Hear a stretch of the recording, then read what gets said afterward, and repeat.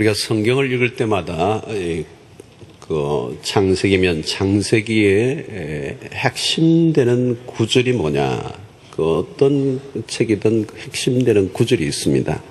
키워드 또 키버스, 핵심 단어가 뭐냐 찾는 게 굉장히 중요합니다. 핵심 단어를 찾으면 관통이 되죠. 그 단어 하나로 그 전체의 책을 이해하게 됩니다. 사도행전의 핵심 주제, 키워드가 뭐냐 이렇게 찾으면 그 키워드를 중심으로 해서 성경 전체가 맥을 꿰일 수가 있는 것이죠. 사도행전이라고 할 때 사도행전의 핵심되는 단어가 뭐겠습니까?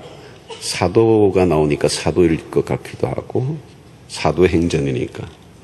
행전이라고 그러니까 act, 그 행동하는 거. 근데 그게 또 강조될 수가 있겠고, 또 성령이 많이 얘기 나오니까 성령이 키가 될 것 같기도 하고, 또 때로는 권능, 능력이 많이 나오니까 그게 키가 될 것 같기도 하고, 기적인가? 또 기적이 많이 일어나니까 기적일 수도 있겠어. 근데 사도행전의 키가 되는 단어는 정인이라고 하는 단어예요. 사도행전 1장 8절 오늘 읽을 말씀이 핵심되는 구절입니다. 사도행전을 다 이해하려고 하면 1장 8절만 잘 들여다보면 사도행전이 이해가 되는 거예요.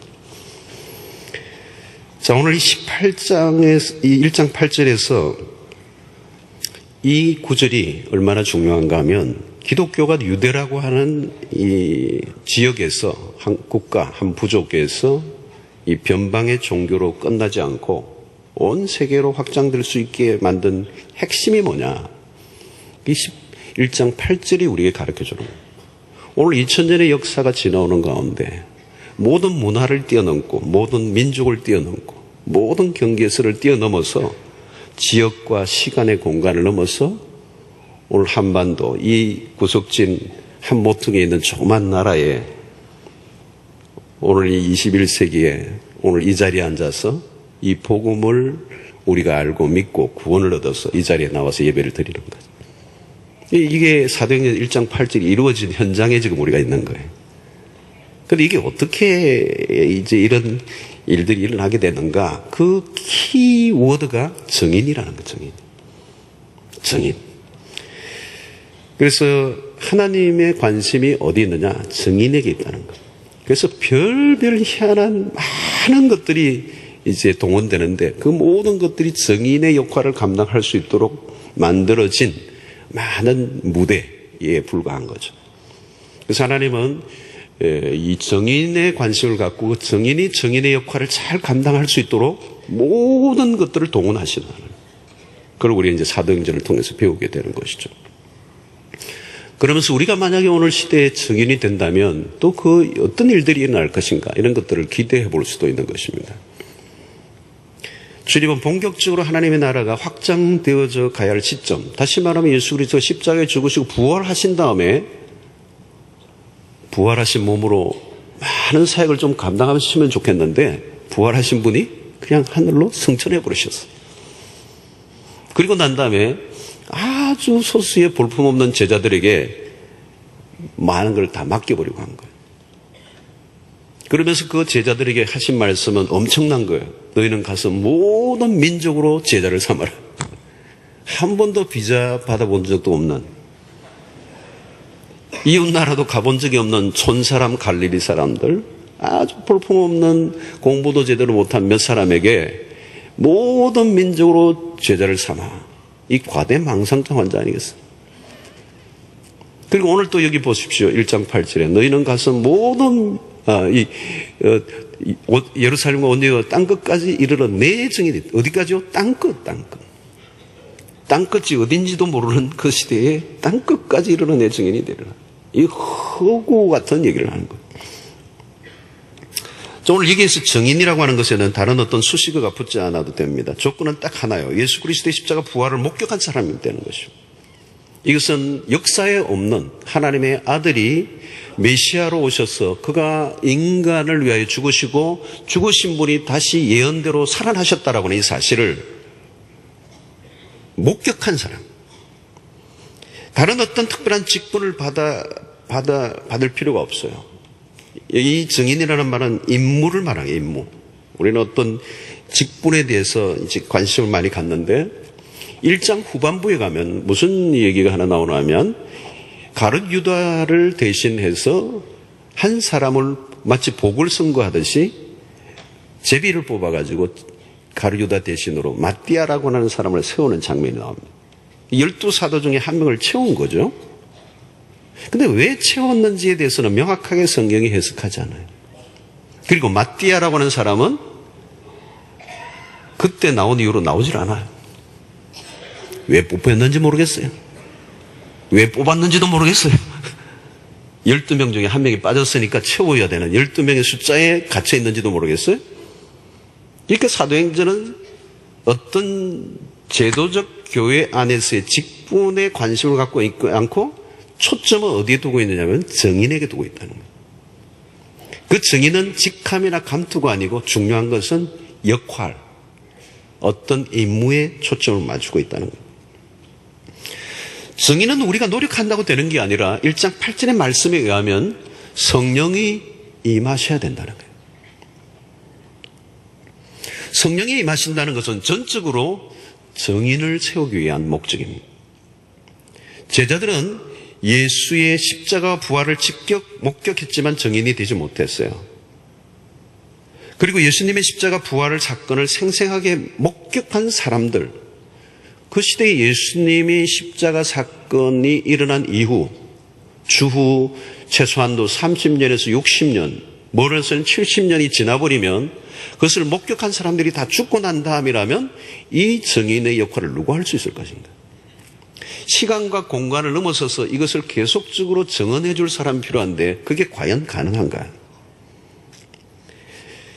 바로 이것을 설명해 주는 단어가 1장 8절의 말씀이에요.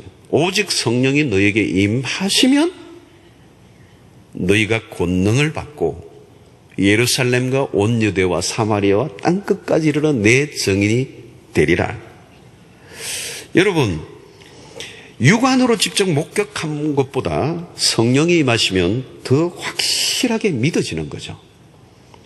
예수님의 제자들도 부활 사건 이후 믿어진 게 아니고 오순절 성령의 사건 이후에 비로소 부활 사건에 대한 확신을 갖게 된 거예요.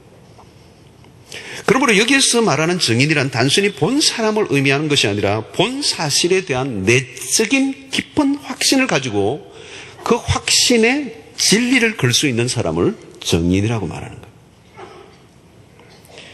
그러니까 여러분, 오늘 2000년의 기독교 역사 속에 이렇게 복음이 전거해 올 수 있었던 것은 단순한 인간이 가지는 자기의 혹이나 자기의 개인적인 감정적인 확신에 의해서 몇 가지 주스담은 그런 애매모호한 자기 철학으로 사람들에게 막 입을 얘기해가지고 2000년까지 이렇게 온 게 아니란 말이에요. 전적으로 성령이.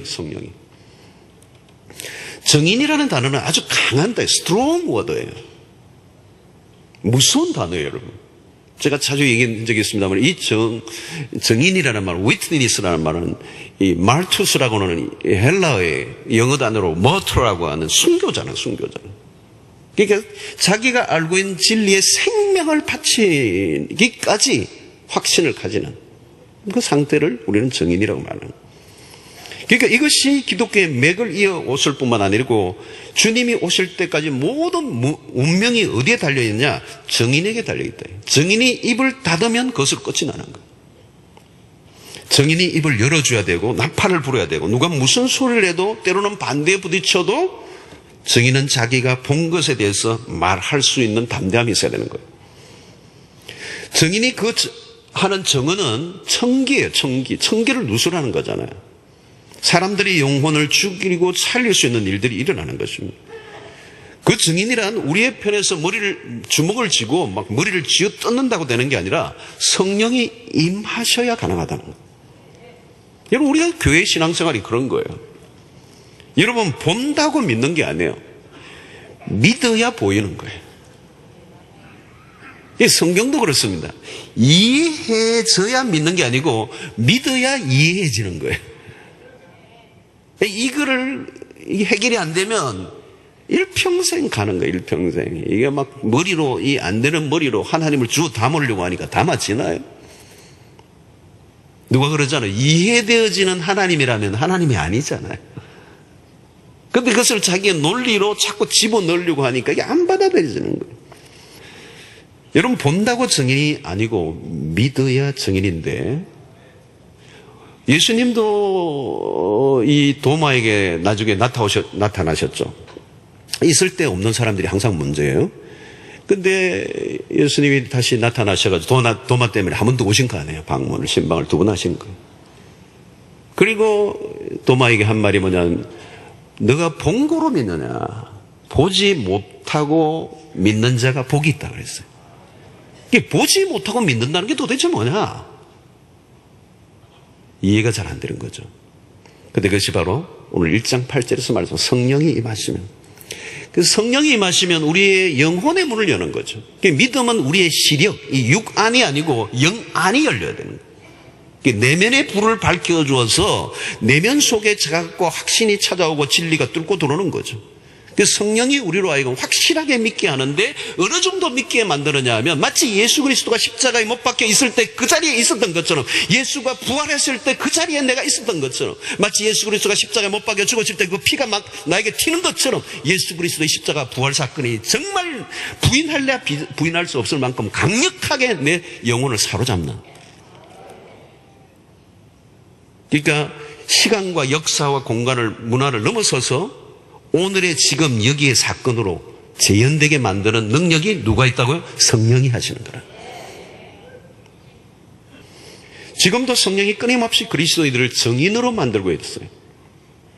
1장 8절의 말씀이 주님의 예언입니다. 이 일이 지금 그대로 이루고 있는 현재 진행형인 거죠.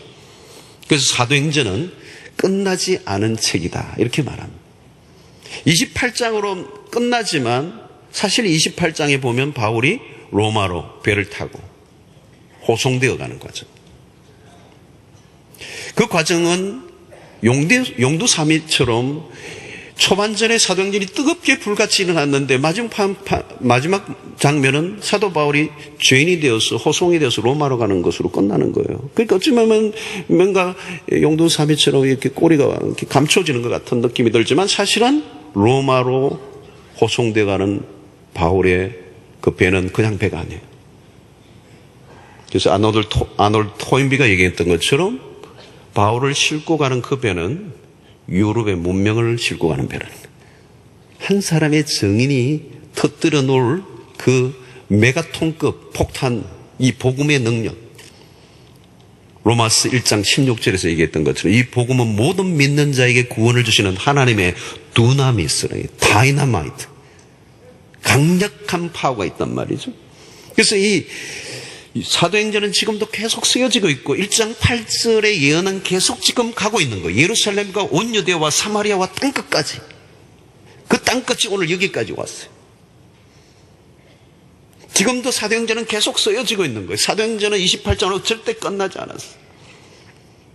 성령께서 증인들을 지금도 수없이 만들어내시고 계시기 때문에 사도행전은 계속되고 있는 것입니다. 여러분, 아무리 기가 막힌 지혜라 해도 그 지혜를 아버지가 가훈으로 삼아서 다음 대까지 내려가게 하려고 하면 어려운 거예요. 1세대가 이뤄놓은 좋은 전통을 다음 세대에게 물려주는 일이 얼마나 어려운지 몰라요. 아버지가 아무리 강조해도 아들이 싫다고 거부해버리면 모든 게 끝나버려요. 그러나 성령의 역사가 일어나면 그 증인은 다음 세대, 다른 문화, 다른 민족으로 세계 도처에 예수의 증인들이 구름대처럼 일어나 사도행전 1장의 8절이 이루어져 가게 되는 거예요. 2000년의 기독교 역사는 지금 어느 한 시점을 향해 정확하게 계속 흘러오고 있는 거예요. 그 시점이 언제인가? 마태복음 24장 14절. 이 천국 복음이 모든 민족에게 증언되기 위하여 온 세상에 전파되리니 그제야 끝이 오리라. 여러분, 이것은 예수님께서 말씀하신 예언이에요. 그리고 그대로 이루어질 것을 우리는 믿습니다. 그 역사가 어디로 흘러가는, 끝지점을 향하여 가는데 그 끝지점의 과정이 뭐냐? 온 세상에 그 복음이 전파되리니,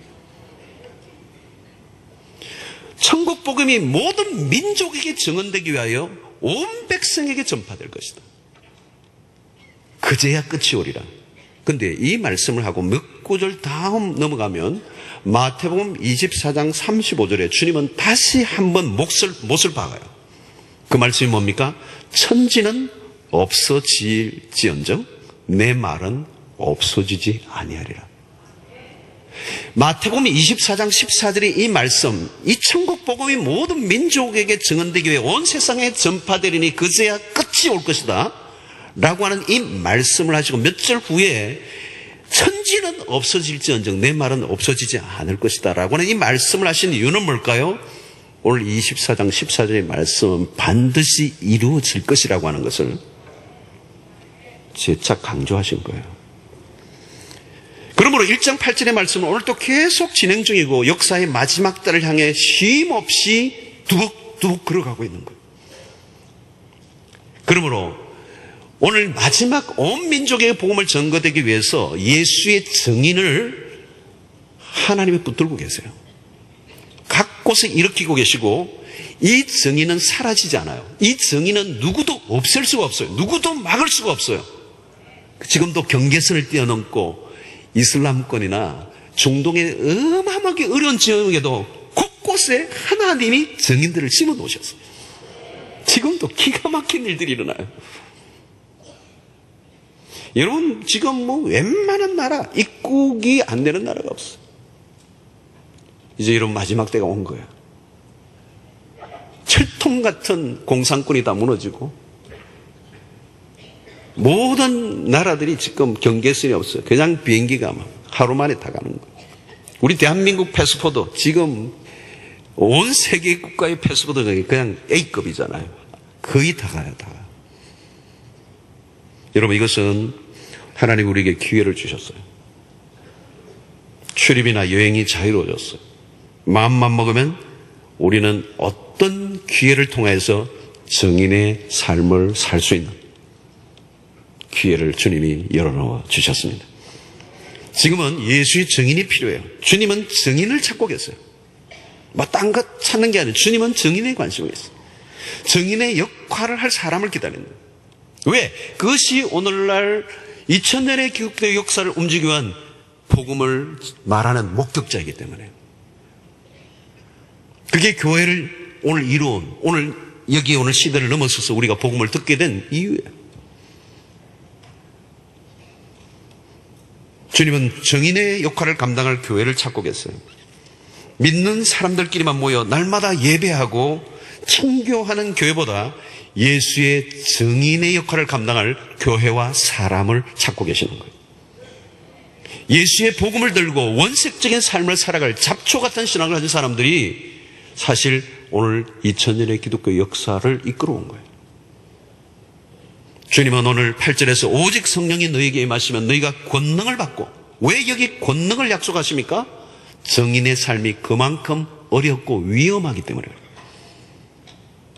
그러니까 하나님의 권능을 아무 때나 막 쏟아부으시는 하나님이 아니고 그 권능은 이 증인의 삶을 살아가는, 다시 말하면 기독교의 핵심적인 십자가 부활의 복음을 현장에서 목격한 것처럼 담대하게 진리를 외칠 수 있는 그 사람들에게 어렵고 힘든 곳곳에 들어가서 복음을 전할 때에 찾아올 수 있는 위험한 요소를 이기게 만드는 힘을 주시기 위해서 성령이 권능을 우리에게 허락하신다. 그래서 여러분, 마태복음 28장 20절에 볼지어다 내가 세상 끝날까지 너희와 항상 함께 있으리라. 어떤 분들은 여기만 줄을 딱 끊어놓으신 분이 계세요. 앞부분이 중요해요. 너희는 가서 모든 족속으로 제자를 삼아 아버지와 아들과 성령의 여러분 세례를 주. 이 앞부분은 안 읽고 뒤에 볼지어다 내가 세상 끝날까지 너희와 항상 함께 있으리라. 아멘, 아멘, 아멘, 아멘. 여러분, 우리가 사업을 하든지 직장 생활하든지 무슨 직업을 갖고 있든지 그 목표는 증인의 삶을 위해서 보내신 줄로 믿습니다. 그 증인의 삶을 감당하기 위해서 그 직업과 직장과 사업과 모든 것들이 쓰여지게 되는 도구요, 부가적인 것들이에요. 그때 내 삶을 하나님이 24시간 지키시고 인도하시고 함께 하실 줄로 믿습니다. 왜? 그 증인이 너무 중요하기 때문에, 그 증인이 기독교의 운명을 지고 있기 때문에. 오늘 또 우리 모든 그리스도인들이 입을 닫기로 결정하면 기독교는 끝이에요. 그런데 성령은 오늘도 끊임없이 모든 그리스도인들이 입을 열고 사용하고 있다는 거예요.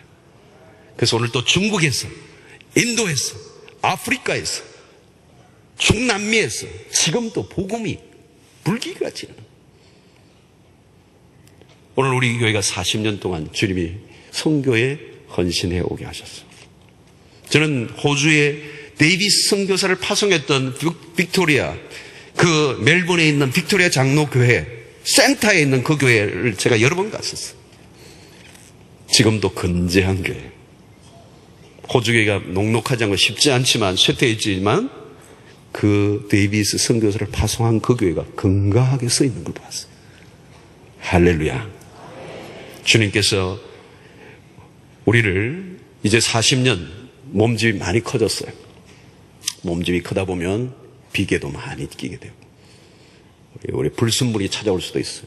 그래서 우리에게 중요한 것은 우리 교회가 야성을 잃지 않는 것입니다. 이번 특세의 남은 기간 동안에도 제가 굉장히 중요한 말씀들을, 메시지를 좀 선포하겠습니다만은 우리가 좀 거칠게 믿음 생활할 필요가 있어요. 너무 좋은 환경 안에서 전 믿음의 지체들끼리 좋은 교제를 하면서 내게 강 같은 평화 이러는 동안에 수많은 사람들이 평화 바깥에서 고통 가운데 있다는 사실. 우리에게 다시 한번 믿음의 도전을 할 필요가 있어요.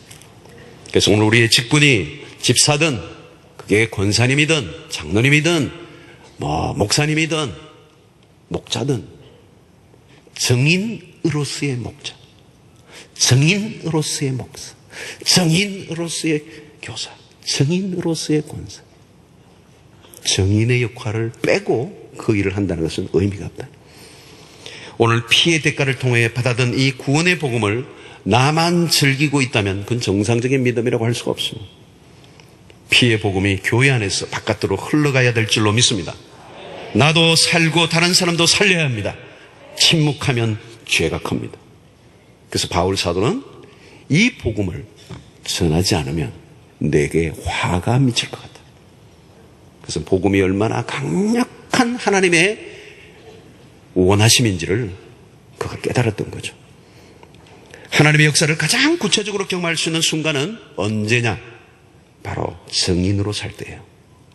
정인은 위험한 삶이지만 가장 하나님이 함께 하시는 삶이요, 멋진 삶이요, 풍성한 삶을 사는 비결이 되는 줄로 믿습니다. 여러분, 그저 교회만 왔다 갔다 하는 사람이 행복한 사람일까요? 아니면 그 내가 믿고 있는 진리에 내가 생명을 바칠 수 있는 신앙을 가진 사람이 행복한 사람일까요?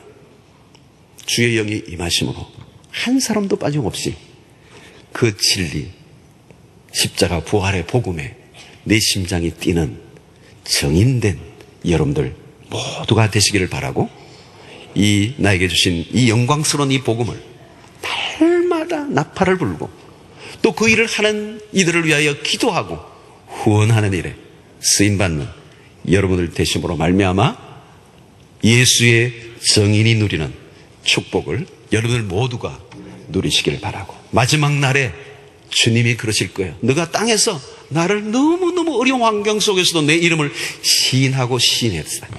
나도 너를 시인하노라. 인정해 주시는 은혜가 있게 되기를 축원합니다.